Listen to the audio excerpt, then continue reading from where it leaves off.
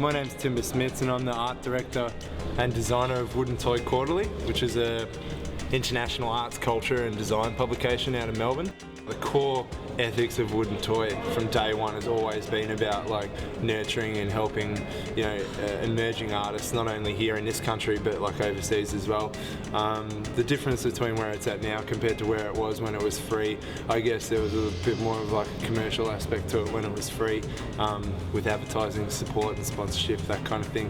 But yeah, when we worked out that we sucked at trying to get advertising, we changed it to the publication it is today, which is a paid-for publication, and our work on the publication gets supported by our readership. Most of it is done by hand. Like, I mean, whenever I start a layout, for example, the concept starts from a sketch on paper, just a rough, like, you know, positioning of what's going on, and then if it involves hand-drawn typography, I'll start that first by working off reference images that I've been given from the artist so that I can make sure that the type and the image go well together.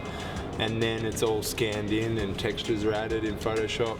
Textures are made from either just photographing like things around my studio, stains on the walls, this and that, or I'll even make them up from scratch, you know, using anything from shellac coffee to scrunching up bits of paper and scanning that in. My background comes from like more of a sort of a fine art background. Like when I was at high school, I was right into fine art, studied that. When I left, I basically was trying to, you know, forge a career out of being an artist, but you know, the whole poor artist thing, it's a true fact.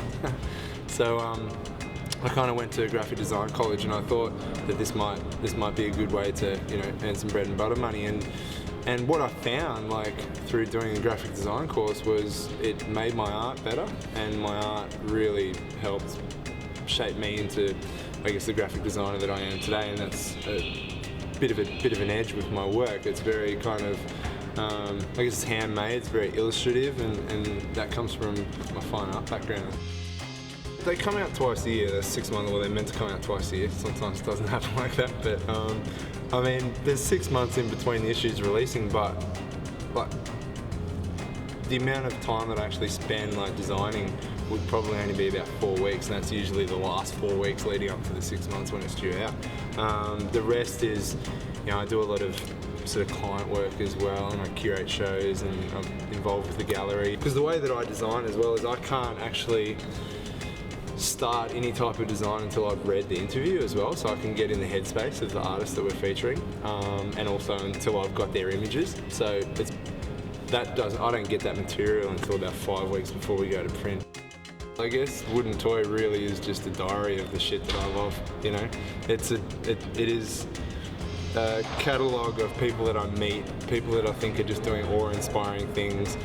I love music, so it was always on the cards that I was going to do a whole edition just dedicated to music. Like each issue itself has like elements of all the themes in them anyway. There's always music in there, there's always skateboarding, there's always like something to do with like, you know, snowboarding or art, design, photography.